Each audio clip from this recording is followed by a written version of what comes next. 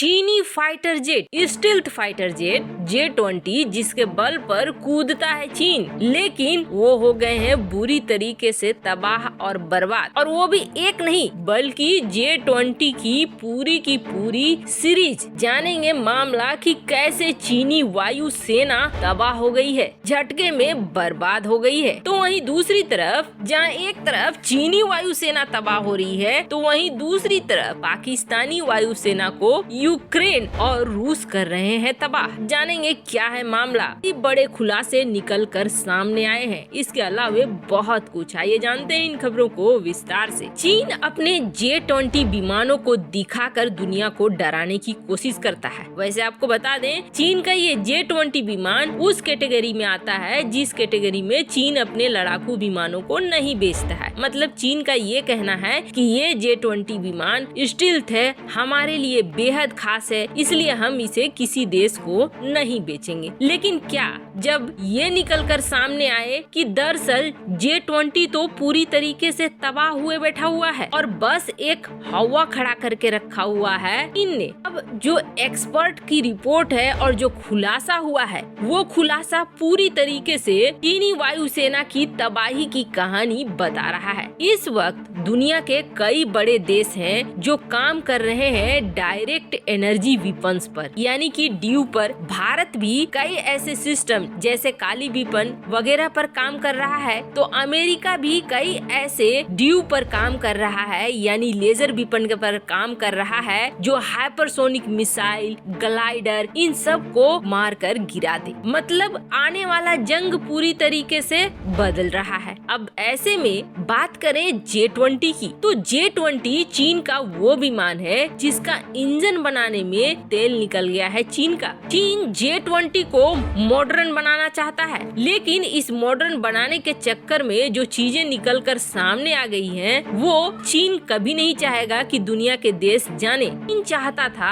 कि J-20 में लगा देते हैं microwave, particle beam, sound beam और लेजर बीम, ताकि हर तरह के हथियारों का मुकाबला कर सके J-20 और भारी पड़े। कुछ वैसा ही जैसे कि अमेरिका का F-22 रैप्टर होने वाला है। अब लास्ट महीने चीनी सेना ने अपने वायु सेना में कई फाइटर जेट के इंजन बदल कर कोशिश किया अपने इंजन को लगाने का, लेकिन वो फेल हो गया। चीनी इंजन अभी तक नहीं बन पाया है और बात कर रहा है J-20 को डायरेक्ट एनर्जी विपन से जोड़ने का, लेकिन वहाँ भी एक बड़ा पंगा निकल कर सामने आ गया। सबसे बड़ी बात तो ये है कि WS-10 इंजन वो काम नहीं कर पा रहा है, उस तरीके का थ्रस्ट जनरेट नहीं कर पा रहा है जिस तरीके का थ्रस्ट एक स्टील्थ फाइटर जेट को चाहिए। ऐसे ही इसमें ड्यू सिस्टम लगाया जाएगा, वैसे ही एयरक्राफ्ट का रेंज भी और मूव करने की क्षमता भी दोनों बेकार हो जा रही है। हाई स्पीड में अगर ये चलेगी तो ड्यू इस पर काम नहीं कर पाएगा, क्योंकि जिस तरीके से फाइटर जेट को बनाया गया है J-20 को,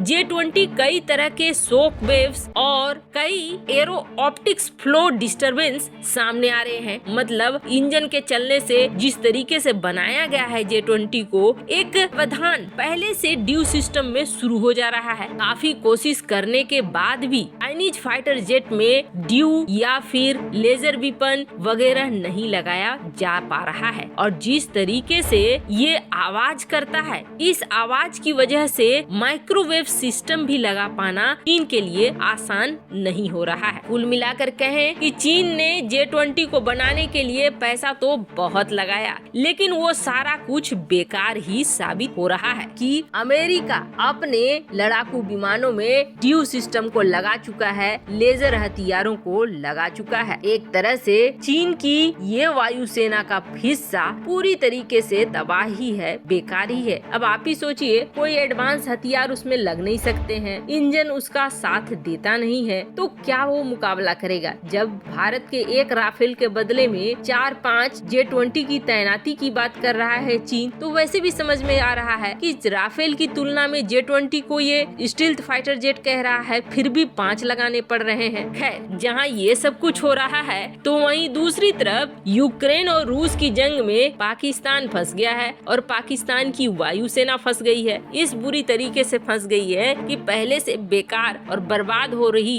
पाकिस्तानी वायुसेना को एक और बड़ा झटका लगा है। जैसा कि आपको पता ही है, यूक्रेन सोवियत संघ से टूटकर बना है और यूक्रेन सोवियत संघ का वो हिस्सा हुआ करता था जहां टेक्नोलॉजी पर बहुत ज्यादा काम चलता था, हथियारों का निर्माण होता था। तो जब यूक्रेन टूटा तो यूक्रेन के हिस्से में कई ऐसे टेक्नोलॉजी, कई ऐसे हथियार आ गए जो आज की डेट में भी मायने करते हैं। कई ऐसे एयरक्राफ्ट के सिस्टम आ गए जो आज भी बहुत ज्यादा मायने करते हैं। भारत को भी आप देखेंगे, चीन को भी देखेंगे और कई अन्य देशों को भी देखेंगे। यूक्रेन के साथ लगातार कुछ न कुछ चीजों के लिए डील चलती रहती है। अब चीन की बात करें तो चीन को यूक्रेन का एयरक्राफ्ट वगैरह की टेक्नोलॉजी पर इतना ज्यादा लालच था, लोभ था कि चीन ने उसे अपने कब्जे में करने के लिए मोटर सीच कंपनी में इनडायरेक्ट तौर पर इन्वेस्टमेंट भी कर दी थी। और एक तरीके से मोटर सीच कंपनी जिसके पास मेन टेक्नोलॉजी है यूक्रेन की, उस पर तो कब्जा पा ही गया था चीन। पर बीच में रूस और अमेरिका आ गए जिसकी वजह से चीन का मंसूबा हो गया फेल और चीन ऐसा नहीं कर पाया। पर सिर्फ इतना ही नहीं रहा है, बल्कि जब पाकिस्तान पूरी दुनिया घूम गया, अमेरिका ने मदद करना मना कर दिया, रूस ने भी मदद करना मना कर दिया, तो फिर पाकिस्तान पहुंचा था यूक्रेन की शरण में। यूक्रेन की शरण में क्यों पहुंचा था? तो पाकिस्तान ने ये कहा था कि सबसे पहले तो आप हमें कुछ फाइटर जेट वगैरह के लिए मदद दे दो, पर यूक्रेन ने ये कहा कि हम सिर्फ रूसी टेक्नोलॉजी के लिए दे सकते हैं। ऐसे में अगर कोई मदद आपको हमसे चाहिए तो उस दिशा में बढ़ो। यूक्रेन की ये कहने पर पाकिस्तान ने सोचा चलो अपने एयरफोर्स की जो एरियल टैंकर है जिससे ईंधन को भरा जाता है बाकी फाइटर जेट में हवा में उड़ते उड़ते IL-78, उसे अपग्रेड करा लेते हैं, उसे ठीक करा लेते हैं। वो भी बिल्कुल जर्जर हालत में है। यूक्रेन ने कहा ठीक है, इसे हम अपग्रेड कर देंगे, इसके लिए जो भी खर्च वगैरह चाहिए आप हमें दे दो। और इस मामले पर पाकिस्तान ने हाँ कह दिया। पाकिस्तान ने पैसे भी जमा कर दिए और यूक्रेन अब अपग्रेड कर रहा था पाकिस्तानी वायुसेना का